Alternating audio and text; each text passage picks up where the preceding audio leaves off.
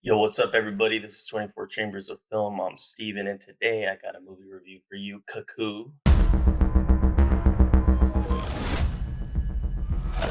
directed by Tilman Singer, starring Hunter Schafer and Dan Stevens. So let's get into it. All right, so Cuckoo, yeah, this is a new film distributed by Neon.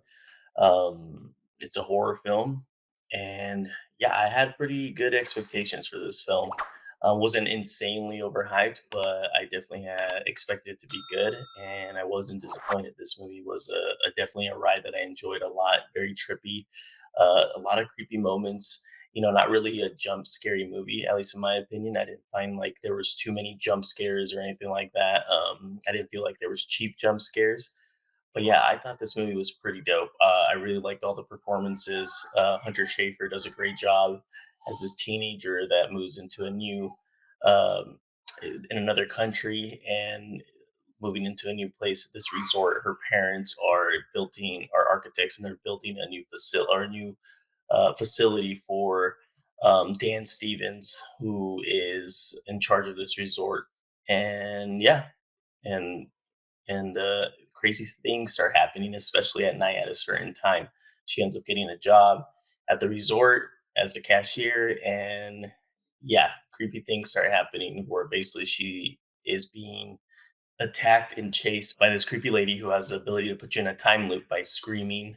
Um, and yeah, it's very bizarre, but very cool the way they do that. And yeah, so she's trying to figure out what's going on at this resort, who this lady is, and while she's also trying to get back home to America, to her mom. So that's why she takes a job at the resort to get money so she can get out of there, because she's not a fan of her stepmom, and she doesn't really get too much. She doesn't really get along with her stepsister, um, who is a mute. Um, but yeah, that's the setup of Cuckoo. I think it's in Germany, the resort, if I'm correct. But yeah. So just forewarning, there may be some spoilers. I'm gonna try not to overtly spoil the film for you, but there might be some. So here we go. All right, let's talk about the acting. So the acting in this film was great. Everybody did a great job. Hunter Schafer was great. You really followed her through this journey. You really were interested in her journey. I really wanted to just see. She has a very interesting quality. I know her from Euphoria. I think most people know her from Euphoria. So it's like the first big feature film where she's like the lead in that she's got. She was in Kinds of Kindness earlier this year in a very, very small role, basically a cameo.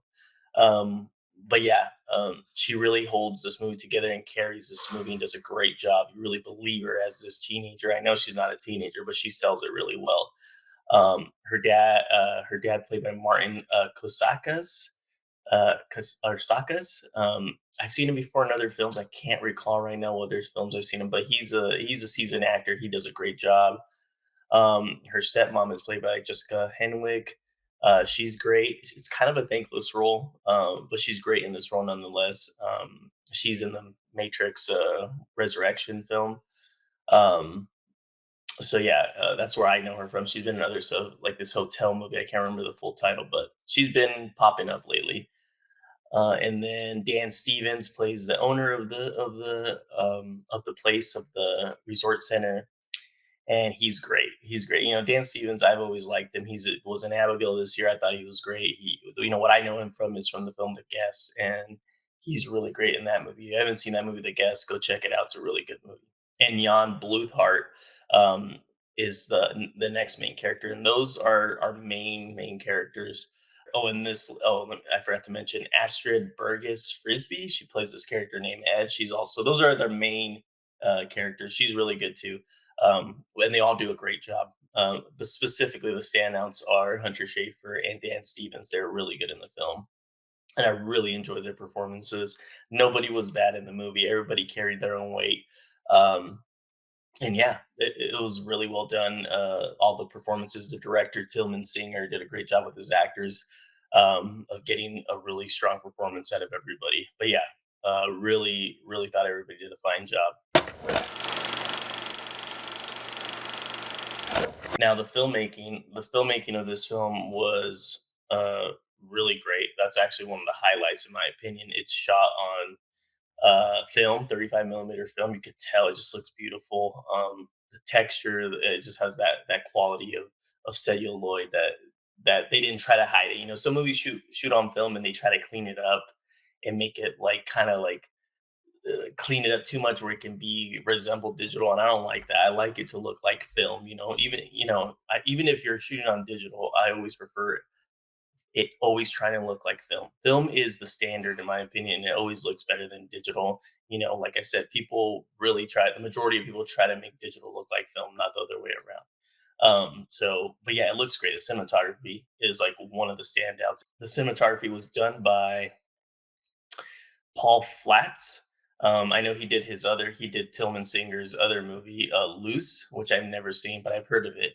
So I haven't seen too much of his other work, but this is a great film for his reel, and I'm sure he's going to be picking up a lot of more gigs after this film. It looks gorgeous. The cinematography is beautiful. Tilman Singer's composition and shot selections and camera movements and all that stuff are on top of his game, are top notch in my opinion. He does a great job at capturing this story and creating a great atmosphere, a great mood. Just very technical, very precise filmmaking techniques in there that I really dug. They used anamorphic lenses, which I love, but they use Cook anamorphic lenses. I personally prefer Panavision anamorphic lenses or the standard anamorphic lenses, which is more like um, they have like a oval barrel distortion where the sides are bending in. Cook anamorphic lenses are reverse; they're bending outward. So it has more of a reverse barrel distortion, which doesn't look bad. I just always prefer the standard barrel distortion on the anamorphic lenses. But nonetheless, it looks great. It still works, and it has there's a lot of great shots in this film, and the anamorphic is this is one of the best uses of the Cook anamorphic lenses, in my opinion, that I've seen in a feature film. But yeah, no issues with that really. That's just kind of like a nitpicky thing with me. I just prefer the standard type of anamorphic lenses, specifically Panavision. But yeah, not a big complaint. Nitpicky, personal preference, I guess. And then, but yeah, what else? The sound, the music was really cool. The licensed music that they got in the film was really good. Had a great soundtrack. I really dug it. It really kept the movie going.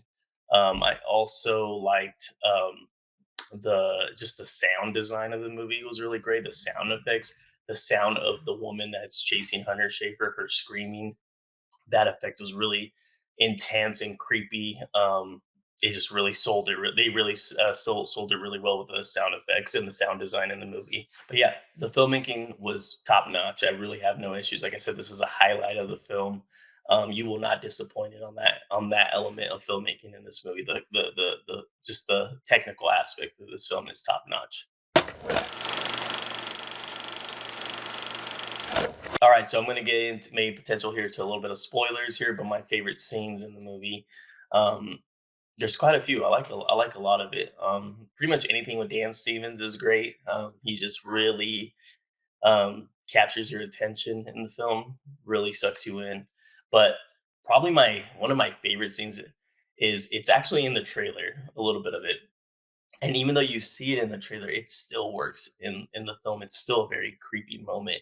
Hunter Schafer, Dan Stevens tells Hunter Schafer, you're not working the late shift. You need to be leaving when it's daytime, not leaving at nighttime because of Dan Stevens is clearly nefarious, and he knows what's going on with that crazy lady that ends up becoming a prominent, antagonist in the film. So one of my favorite scenes is in the trailer. It's Hunter Schafer riding her bike from work. She tries not to leave at night because Dan Steven tells her that don't leave at night. You have to leave in the daytime. He's a nefarious character from the beginning. Something's up with him, but he knows that there's this fucking lady that's after her, um that she only shows up at night. So it's anyways, she ends up switching shifts with one of the main characters, and she goes riding her bike. She rides her bike everywhere. She's riding her bike at night, and in the trailer you see it, she's riding, and then you see someone coming behind them, like chasing them in the shadow from the ground of the street as she's riding. And it's done so well. It's so creepy. In the trailer, it gave you chills, and in the movie, it's even creepier because it's just like it just makes your skin crawl, and it's really well done, and it delivers on the scene. It's a great scare. I think also another part of my favorite scenes. One of my other favorite scenes is the whole climax of the movie. It's very well done, um, very creepy, but also very exhilarating, in my opinion. You got Jan Bluthardt, who plays Henry, this cop who's on the trail, who's investigating. He's actually a road cop who's investigating Dan Stevens' resort because he knows something's up. He has a connection to what's going on, to the experiments that are going on at that resort that are dealing with that lady that's after Hunter Schafer. And him and Hunter Schafer team up, and they go to go save Hunter Schafer's sister, which is Mila Lu Alma. And I won't go into details exactly why they have to save her, but she's in a secret place in the facility, and Dan Stevens is holding her captive.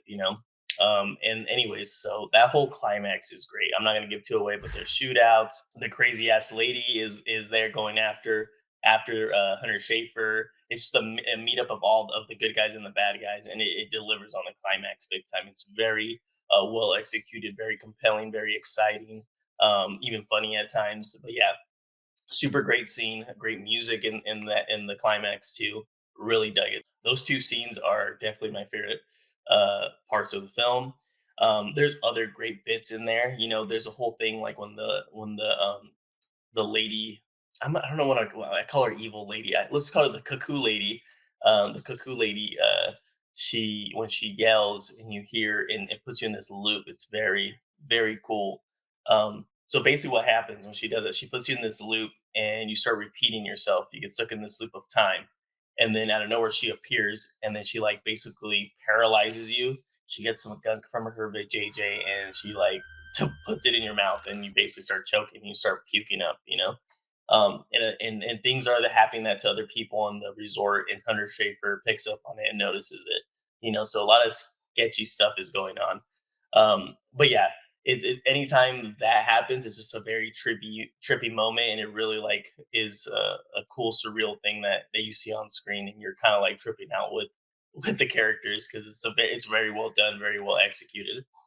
But yeah, those are my favorite scenes of Cuckoo. All right, so let's get into my rating. My rating of this film, I give it an 8.6 out of 10. I really liked it. It really delivered. It's definitely not for everybody. Okay, this film is, you know, it's a story that you don't get all the answers you want. It's not. That's one of my issues I had with the film. I guess not like a huge issue, but I know it could be a huge issue for some people. But you don't really get a really true understanding of the motive of the villain, like of why this research is here. Like you kind of get it, but it's also like, why do you give a shit? Why do you want to do this so much? It's kind of left a little bit unexplained. Maybe I missed something in the movie when I first saw it.